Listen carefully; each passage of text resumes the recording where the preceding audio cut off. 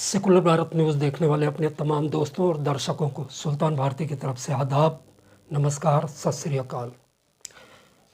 दोस्तों, हम रोज़मर्रा की ज़िंदगी में आए दिन लगभग एक तरह की एक ख़बर से, एक न्यूज़ से, एक बात से वाकिफ़ होते रहते हैं, और वो होता है कि सफ़र में जाते हुए कभी बस में, कभी ट्रेन पर, और कभी रास्ते में साइकिल से, मोटरसाइकिल से, बाइक से जाते वक्त सुनते रहते हैं लोगों से कि सफ़र में हम कुछ लोग मिलते हैं, ऐसे बहुत मुस्करा कर मिलते हैं, बहुत अपनापन दिखाते हैं, आपस में खान पीन शुरू होता है, और फिर अचानक घर पहुंचने से पहले वो शख्स अपने हज़ारों सपनों के साथ अस्पताल पहुंच जाता है, लूट जाता है।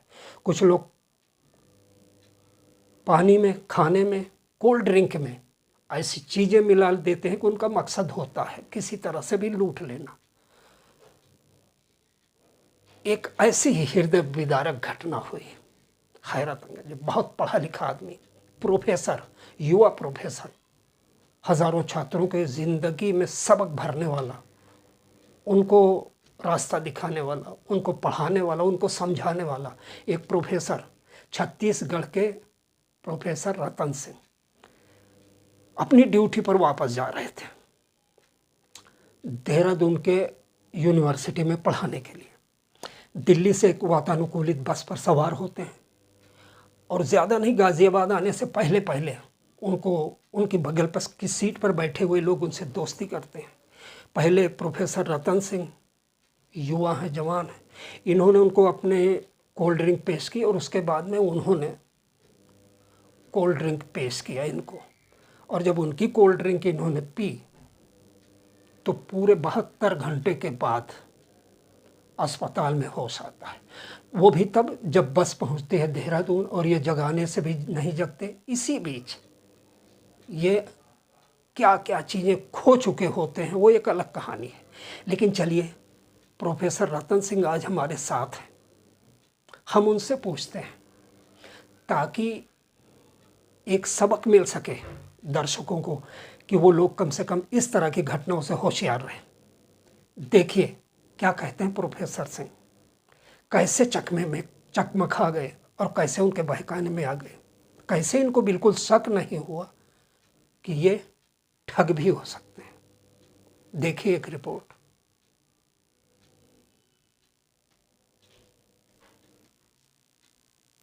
क्या आप बताएंगे कि उस दिन असल में हुआ क्या था? मैं दिल्ली से देहरादून जा रहा था, और तभी रास्ते में मैंने कोल्ड ड्रिंक ली, और उस कोल्ड ड्रिंक को मेरे बगल वाले मैंने थोड़ा पिया, और आधा पीने के बाद मैंने अपने बगल वाले पैसेंजर के साथ शेयर किया। फिर उन्होंने भी अपना कोल्ड ड्रिंक मेरे साथ शेयर किया, लेकिन वो उन्होंने मुझे ग्लास में दिया था। उससे मुझे लगा कि मैंने उनसे पूछा कि आपके पास ग्लास कहाँ से आई।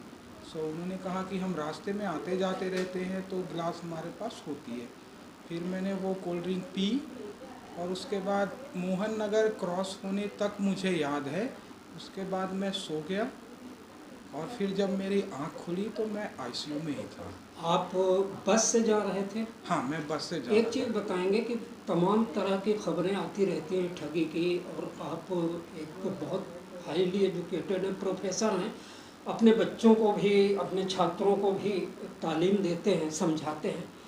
क्या इस तरह कोई पहली घटना थी जो आप होशियार नहीं थी, या उन लोगों ने आपसे इंटीमेसी बढ़ाई? किस तरह आपको यकीन हुआ कि ऐसे रास्ते में किसी से हम कोई चीज़ लेकर पी लेंगे और हमारे साथ इस तरह की घटना नहीं होगी?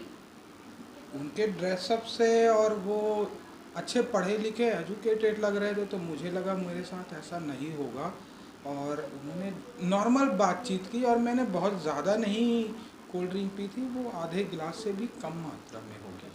वो अकेले थे या उनके साथ में उनके और कलीग भी थे?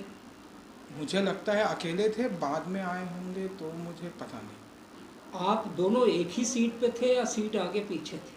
हाँ, हम साथ साथ बैठे थे, लेकिन वो कभी उधर चले जाता था, कभी इधर आता था, ऐसा मुझे लग रहा है जहाँ तक मुझे याद है। दिल्ली से बस चलती है और मोहन नगर के बीच तक आते आते आप में इंटीमेसी, घनिष्ठता, आपसपन इतना बढ़ जाता है, आपसदारी इतनी बढ़ जाती है कि आपने उनको कोल्ड ड्रिंक अपनी पिलाई, फिर उन्होंने नहीं, ऐसा कुछ घनिष्ठता नहीं थी हमारे बीच।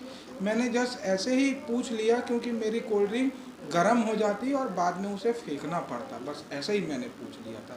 इतनी कोई घनिष्ठता हमारी देहरादून में नहीं किस थी। यूनिवर्सिटी में आप ज्वाइनिंग करने जा रहे थे? मैं यूनिवर्सिटी ऑफ पेट्रोलियम में पहले ही वर्किंग हूँ। अच्छा। मैं वहाँ ज्वाइनिंग करने नहीं जा रहा था कि, लेकिन मैं यहाँ छुट्टियाँ मनाने अपने घर गया था छुट्टी लेके, तो मैं रास्ते में जा रहा था। एक चीज़ बताइएगा प्रोफेसर साहब कि जो उन्होंने पिलाया कोल्ड ड्रिंक के अंदर मिला के, उसने धीरे धीरे असर करना शुरू किया था, तो आपको थोड़ी बेचैनी या कोई फीलिंग नहीं, हुई? ऐसा कुछ नहीं हुआ मेरे साथ। मुझे नॉर्मल सा नींद आने लगा और मुझे लगा कि ये सामान्य सा नींद है जो रोज़ मुझे आता है, और वक्त भी करीब 10:30 से ऊपर हो गया था, तो फिर मुझे लगा ये नॉर्मल सी नींद है। आपको 3 दिन के बाद में अस्पताल में होश आया? हाँ। देहरादून के अस्पताल में। हम्म। फिर इसी बीच हजारों फोन आपके घर वालों ने, परिचितों ने, दोस्तों ने, छात्रों ने किए होंगे, और कुल मिला के बोलो अब ये निकला कि आपको पता ही नहीं है। तो वहाँ से जब बस रुकी तो किस तरह बाद में आपको पता लगा, कैसे लोगों ने अस्पताल पहुँचाया? वहाँ मुझे बस कंडक्टर ने और बस ड्राइवर ने देहरादून हाँ, पहुँचने के बाद? देहरादून पहुँचने के बाद मुझे पटेल नगर थाना है वहीं देहरादून ISBT से लगा हुआ, वहाँ उन्होंने मुझे छोड़ दिया था। फिर पुलिस वालों ने मेरे ऑफिशियल कलीग को कॉल किया और फिर उन्होंने मुझे हॉस्पिटल पहुँचाया। मेरे 2 कलीग हैं। इस बारे में FIR दर्ज जरूर हुई होगी या हाँ, नहीं? FIR मेरे ख्याल से ये ऐसा केस है, तो मेरे ख्याल से ये हॉस्पिटल की तरफ से हुआ होगा, वो मुझे याद नहीं। अच्छा, आपको इस बारे में कोई जानकारी नहीं? हाँ, हॉस्पिटल से हुआ इस होगा। क्या कहते हैं, लापरवाही कहें, नेग्लिजेंसी कहें, या इंसानियत आपकी कहें कि आपको उनके ऊपर शक नहीं हुआ, तो इस इंसानियत के खामियाजे के तौर पर आपने कितना खोया? मेरी एक अंगूठी थी और 4-5 हज़ार कैश होंगे, 2 ATM कार्ड थे और ID कार्ड, नॉर्मल आधार कार्ड, ड्राइविंग लाइसेंस, इस टाइप से कुछ तो छोटे। ATM से भी रकम निकली थी? ATM से उन्होंने 2 बार ट्रांजैक्शन करने की कोशिश की थी, लेकिन पैसे नहीं निकाल पाए थे। ऐसे नहीं निकल पाए। फिर आपकी फैमिली वाले पहुंच गए वहाँ? हाँ, मेरे मम्मी पापा अगले दिन पहुँचे, तब तक वो मेरे कलीग ने जो वहाँ और अन्य प्रोफेसर हैं, उन्होंने मुझे हॉस्पिटल में एडमिट करा दिया था। डॉक्टरों ने अपने डायग्नोसिस सिस्टम के अनुसार से कुछ पता किया कि वो जहर था, बेहोशी की दवा थी, क्या चीज़ थी? मेरे डायग्नोसिस सिस्टम के रिपोर्ट के हिसाब से इट इज़ वो सेइंग दैट कि ये अननोन पॉइजन है, बट वो सब्सटेंस शायद तक आइडेंटिफाई करने के लिए उतनी मात्रा में उनको शायद कंटेंट नहीं मिला होगा। जब इस तरह की दवाएं या कोई जहर दिया जाता है तो उसका सबसे ज़्यादा नर्वस सिस्टम पर भी असर पड़ता है। तो जागने के बाद क्या लोगों को आपको पहचानने में दिक्कत हुई थी? मैं लोगों को पहचान तो रहा था, लेकिन मैं ज़्यादा देर तक याद नहीं कर पा रहा था। मैं पहचान रहा था, लेकिन मैं उन्हें ज़्यादा देर तक याद नहीं रख पा रहा था अपने दिमाग में। अब आप नॉर्मल हैं? हाँ, अभी मैं ठीक हूँ। ये घटना की तारीख तो आपको याद होगी? हाँ, ये मैं 18 तारीख रात की बात है। अप्रैल में? हाँ, अप्रैल में। प्रोफेसर साहब, आप, ताकि हमारा इंटेंशन सिर्फ ये है और हमारे चैनल का भी इंटेंशन यही है, हमारा टारगेट यही है, हमारा लक्ष्य यही है, हमारी चाहत यही है कि आप युवा हैं अभी, और शायद इसलिए आपकी बॉडी झेल गई इतना बड़ा आघात, ये और किसी के साथ ना हो, तो कोई संदेश दर्शकों के लिए देना चाहेंगे?